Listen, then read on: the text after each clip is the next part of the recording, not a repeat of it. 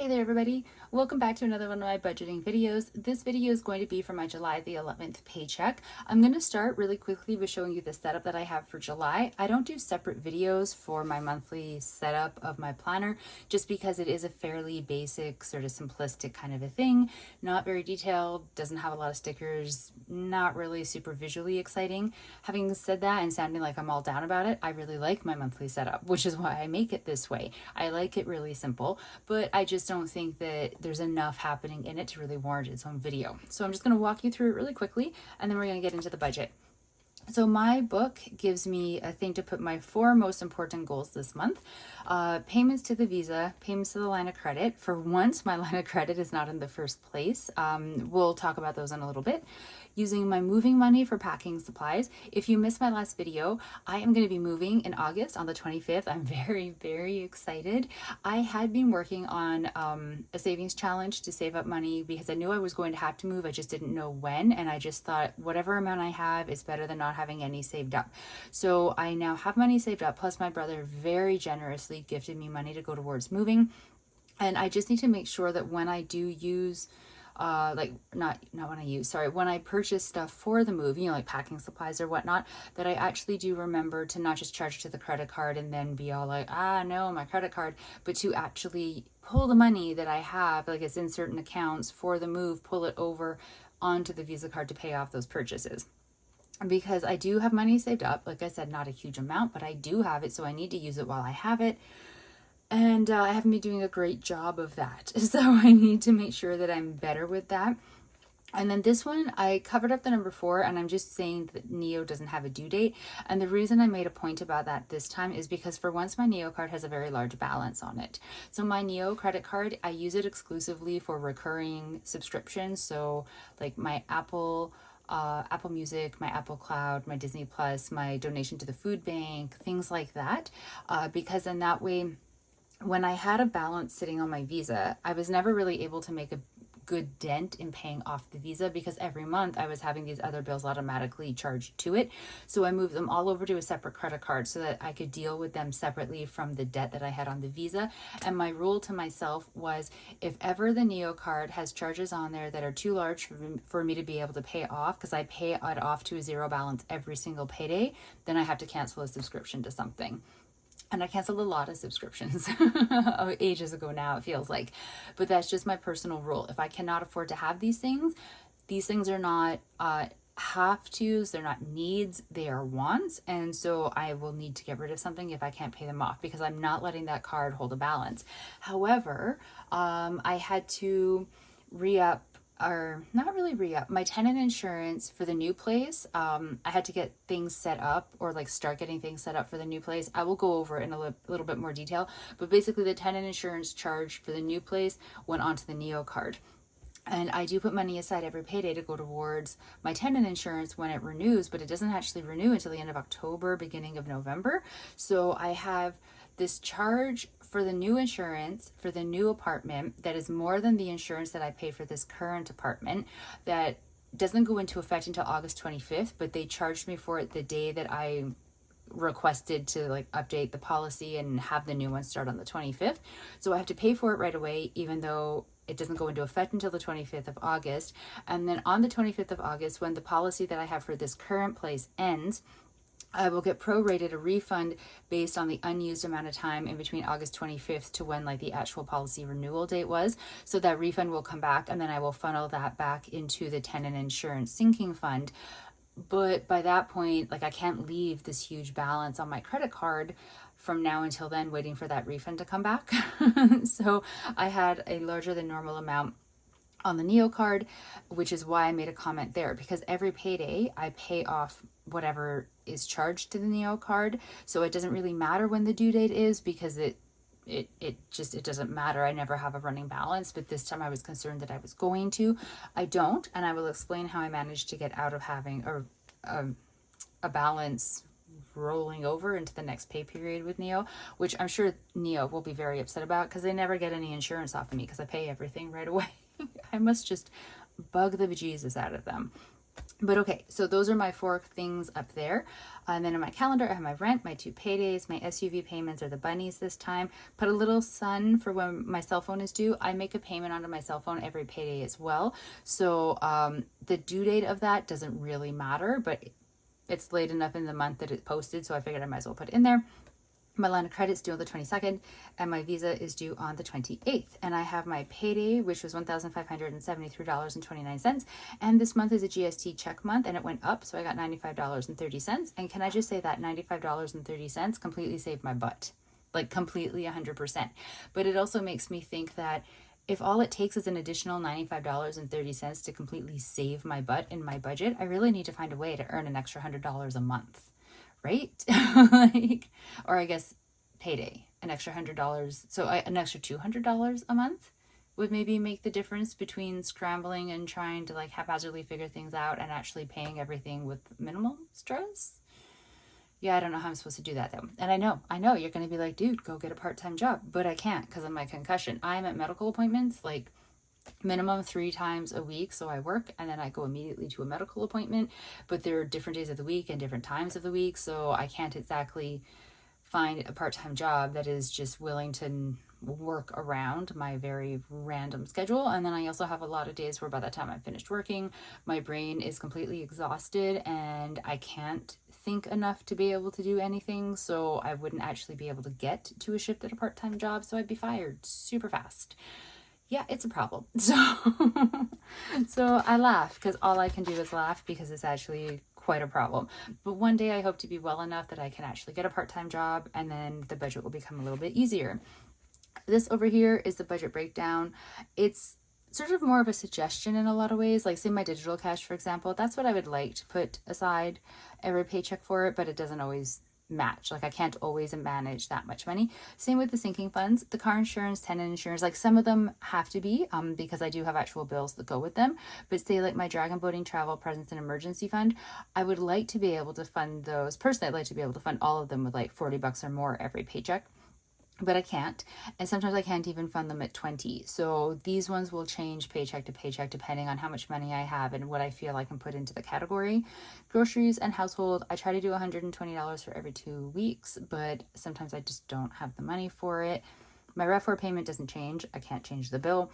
Striker is the cat. He gets $30 every paycheck. Sometimes though, because his money is actually quite well funded, so he doesn't always need the $30 put in because this money isn't for like large expenses like vet bills or things like that. This money is specifically for like food and litter and whatnot. So sometimes I don't put it in, but I will always explain why, and it's usually because his category, he has so much funded into it already that he doesn't really need any more right now. Home, I cannot control rent, and I think I already said I pay the cell phone bill every paycheck regardless. I put $60 so that I'm always ahead of it. Currently, right now, my cell phone account has a credit of $179 on it, so I like to always have a credit sitting on there because I'm always just nervous about being late paying the bill, so I just like to be ahead of it. So that is my setup. Let's get into the actual budget. Oh, yeah, you might see a fly coming in and out every now and then. He's apparently just moved in. I can't get him to leave, and I've tried twice to kill him, and he is very good at being evasive. So I've just decided that we're roommates now. And yeah, as long as he doesn't touch me, we're fine. But he's liking the ring light.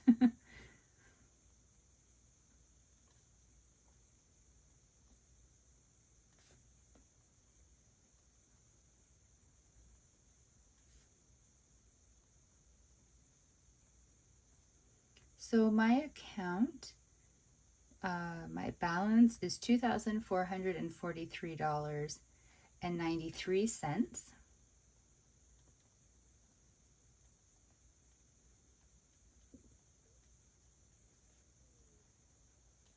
Okay, I have to shift how I'm sitting on the chair and it's going to creak and be an annoying sound, so brace yourself. Oh, it didn't make the sound. Of course it didn't. The one time I warned you about it. So $2,443.93, and then I'm removing $72.66. Did I do that right? That's the rollover money from last time. Okay. So I've got $2,371.27. My brother very kindly gifted me $1,000 to go towards moving expenses. I have used some of it for the deposit for the moving company. Oh, I can't write today. I don't know what's wrong with me.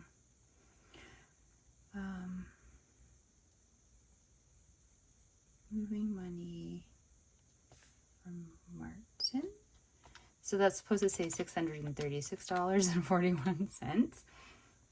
So the remaining amount of money from, like, so he gave me the 1,000. I used some of it to go towards the deposit for the moving company. So the rest of it I'm pulling out of the budget because I want to make sure that I only use it for moving expenses and not for like just the budget in general. So that leaves me with $1,734.86. I really am having a struggle today.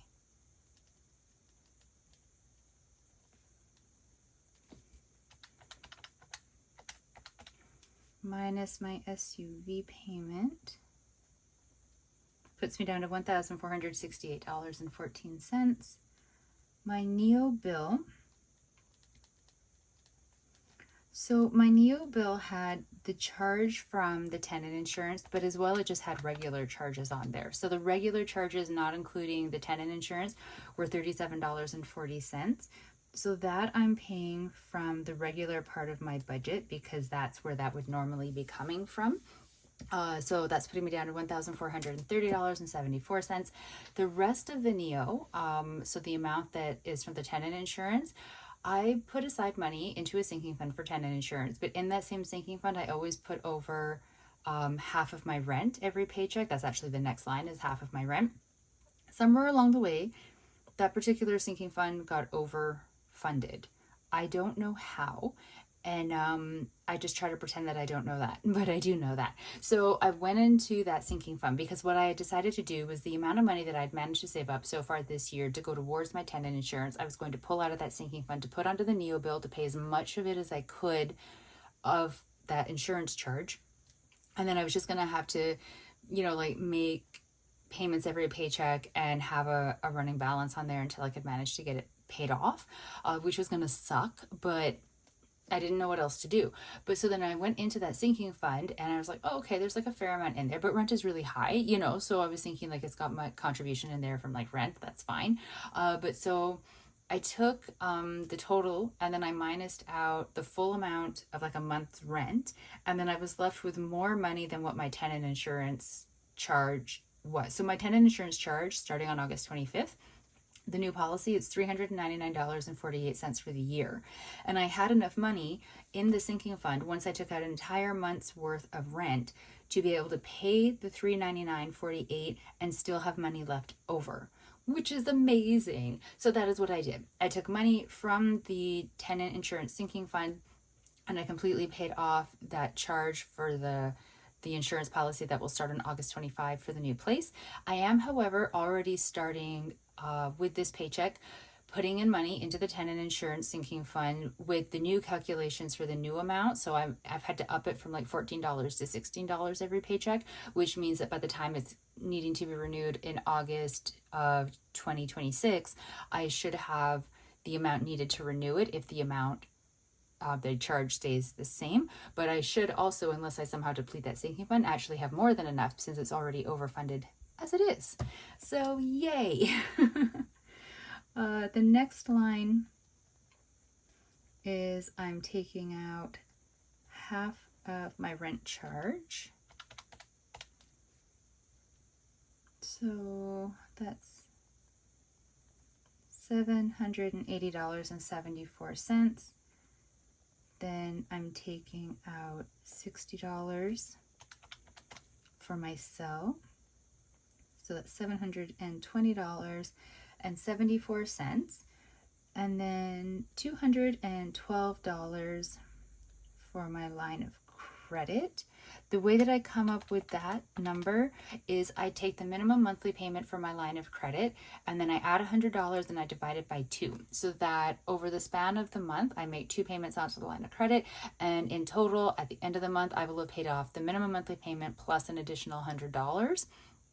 It's not paying it off as quickly as I would like to be able to pay it off, but it is the best that I can do right now, and it's better than not paying off an extra $100 over the minimum monthly payment, right? So that's where that number comes from. So $508.62 is where I'm at right now. My sinking funds this time are going to be $161. I'm missing something in there. Let me figure that out. But $161.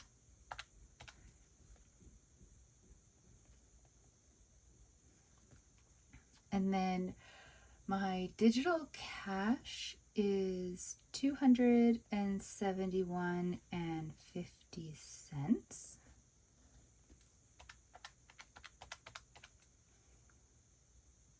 Is that right?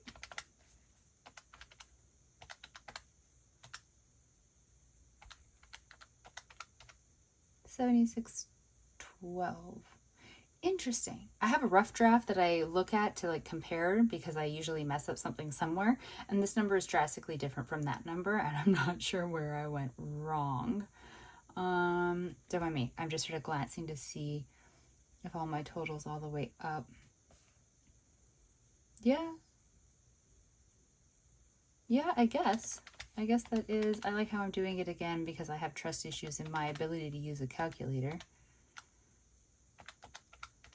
Yeah, okay, so $76.12.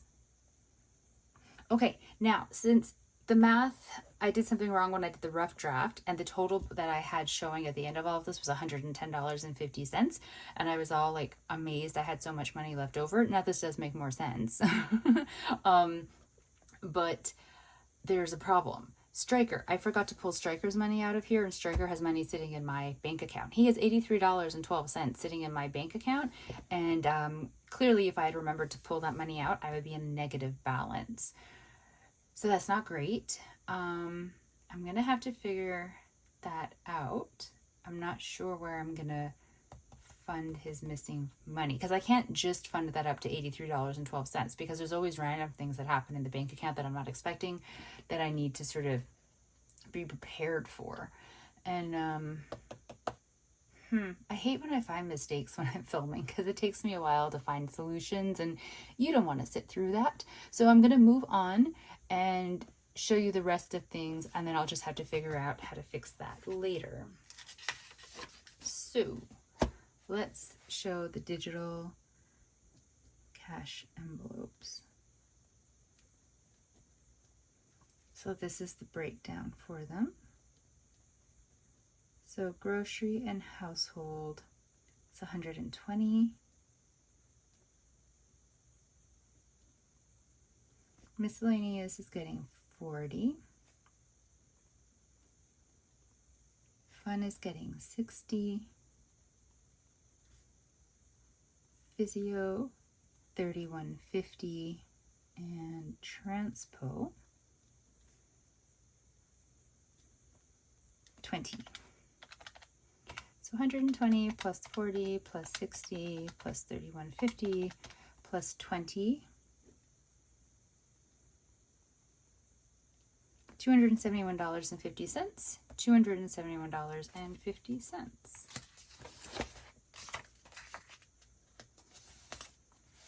Now, something that is missing from here, I forgot Stryker's money.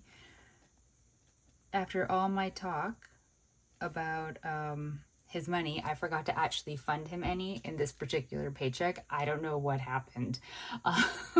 He does have $83.12 currently, though, even though I have clearly spent it by accident somewhere.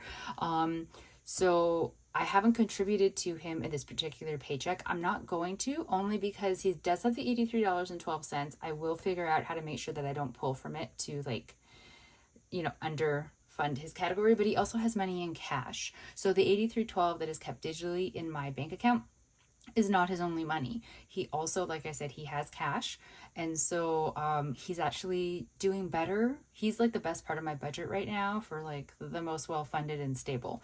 So I'm not really worried about his money. I'm just a little bit mad at myself that I forgot it, because I don't usually forget his stuff.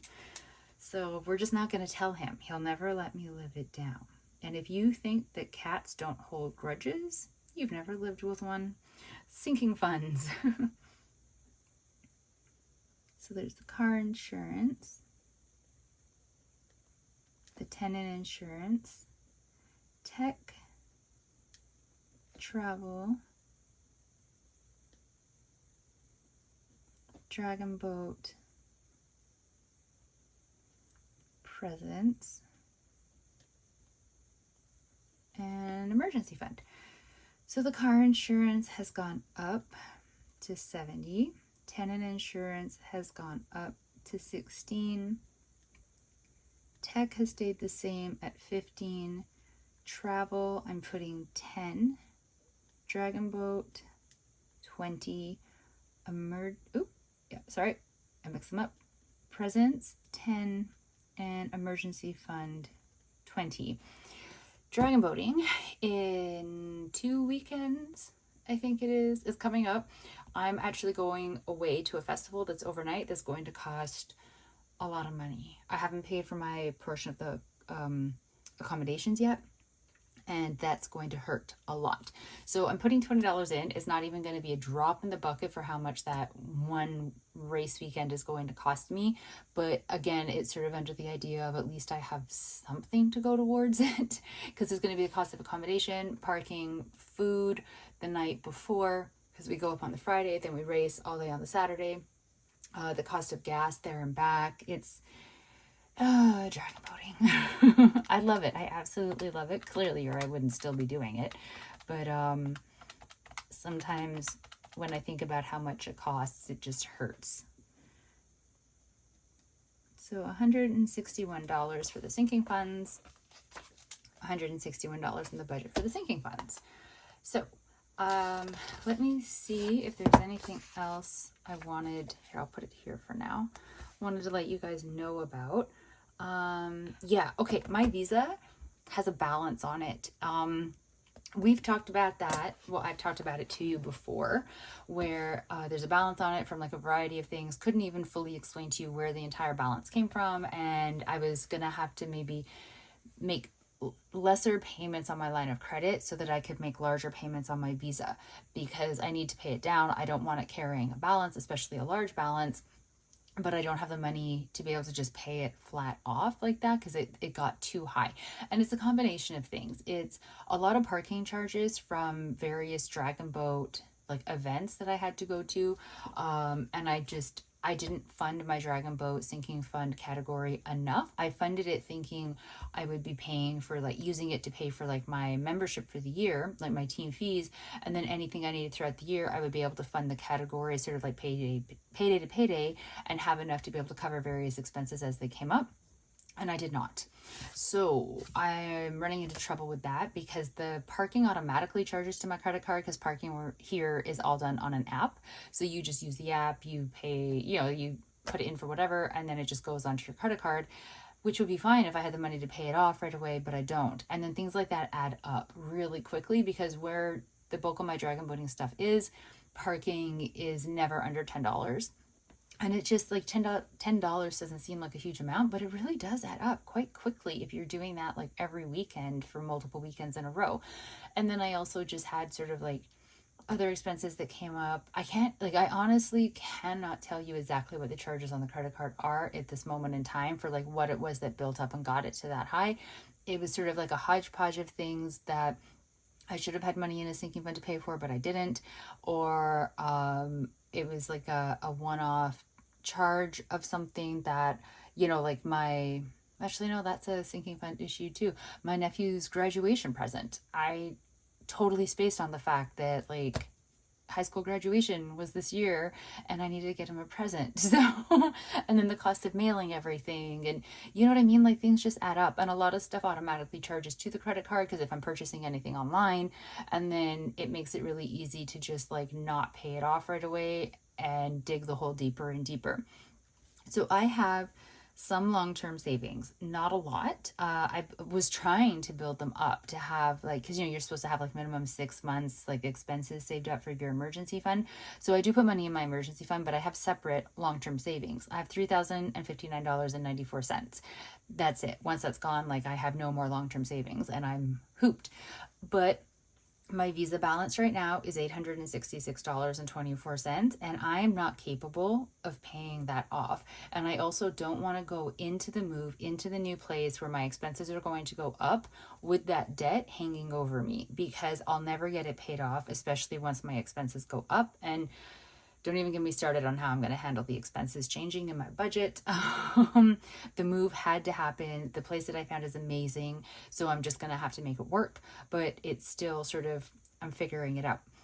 So I've decided to pull $866.24 from my long-term savings and put it onto the Visa and pay the Visa off.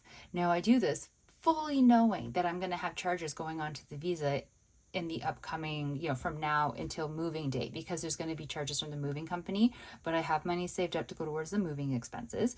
I will not have enough to pay off the full cost of the final amount that I pay for the moving on the day. So I'm going to have a balance sitting on the credit card from that.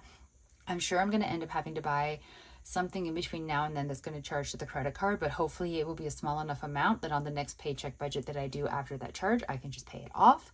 And yeah, I'm nervous about using the long-term savings to pay off the Visa, but I also know that the longer the balance sits on there, the more I'm paying it interest, the less chance I'm going to have to be able to pay it off. So I think that the wisest choice is to just use the money in the savings, pay off that Visa card, and try really, really hard to only use it for absolutely necessary moving expenses, or potentially for the Dragon Boat race weekend that's coming up that I don't have any other way to fund and I can't get out of, in case you're wondering. I've already committed to it. So this is what I've come up with. So that's why there's actually no payment on the Visa card in this budget, because I already moved over money from the savings account that holds the moving, like the savings challenge money that I saved up for moving expenses. I already moved over and paid to the Visa $73.89 for purchases that I made at Canadian Tire for moving expenses.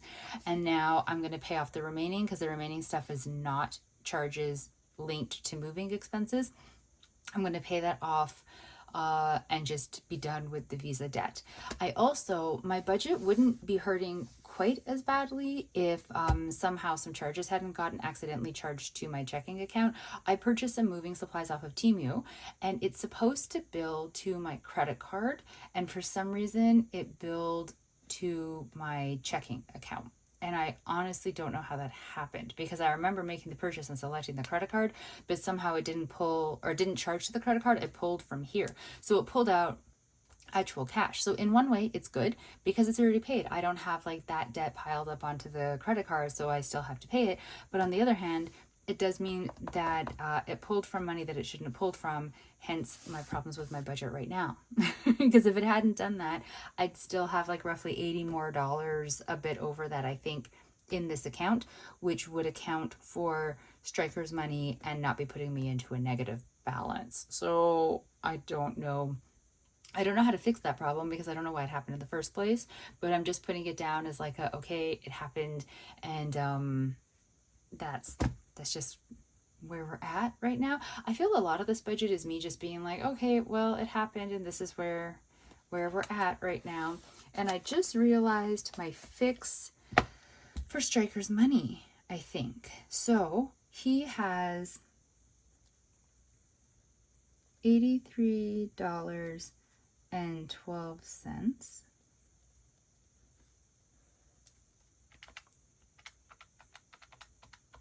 Oops. 76.12 minus 83.12. It's putting me -$7. So I'm going to move over $20 from the rollover.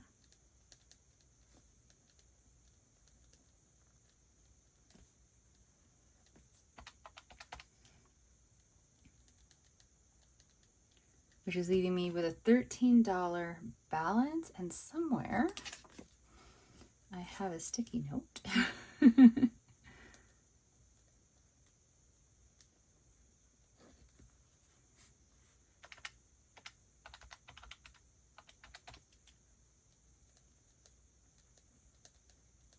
Okay, so my rollover balance is now $52.66.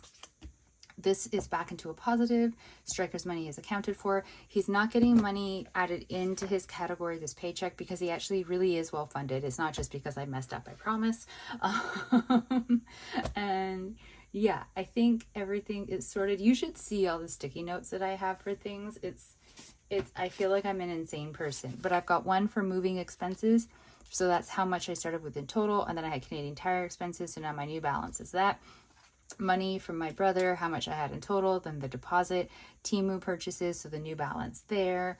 And then I've got like stuff here about the tenant insurance and reminders of where I put like the money from the savings challenge and then the long-term savings money because I had to move them out of Wealthsimple. And I have sticky notes everywhere. I feel like an insane person, but they're helping to keep me organized. So we're just gonna have to run with it and pretend that I'm not insane. But okay, that was a really long video. If you stuck through that, thank you so much. You are a rock star. I think I have brought you up to date with everything budget related in terms of like where this current budget is, money for the move, how that's going, various things. I really hope I have, because if I've forgotten something, I'm just not going to tell it to you at this point unless I remember next payday video, because this one is already too long. Thank you so very much for watching. I really do appreciate it. I hope your budgeting and your like paychecks and expenses and everything is just, working out really well for you. I hope whatever your budgeting goals are, you are making headway and are really proud of yourself, because whatever work you're doing towards it is amazing and you should be proud of yourself, whether you're working to pay off debt or build up your emergency fund or, whatever it is. You were doing it, you were trying your best. I'm absolutely certain of that. So be proud and don't follow what I do because I feel like mine's all over the place and I make really weird decisions at times. But somehow in the end, they end up working. I don't understand how they end up working, but they do. So I'm just going to run with it and keep with my funny little system of post-it notes everywhere. I will talk to all of you in the next video. I really do appreciate you sticking this one out because I know that it's a lot longer than normal. Stay safe, everybody. Bye.